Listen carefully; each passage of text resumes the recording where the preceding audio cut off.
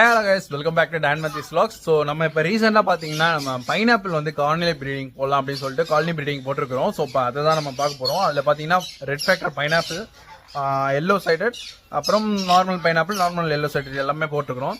So இப்போ அவங்களுக்கு தான் ஃபீட் பண்ண போகிறோம். வாங்க நம்ம பார்க்கலாம். ஸோ ஃப்ரெண்ட்ஸ், இப்போ பார்த்தீங்கன்னா பின்னாடி எல்லாமே ரொம்ப ஈகராக வெயிட் பண்ணிட்டு இருக்கிறாங்க. ஸோ வாங்க டக்குன்னு அவங்களுக்கு ஃபீட் பண்ணிடலாம்.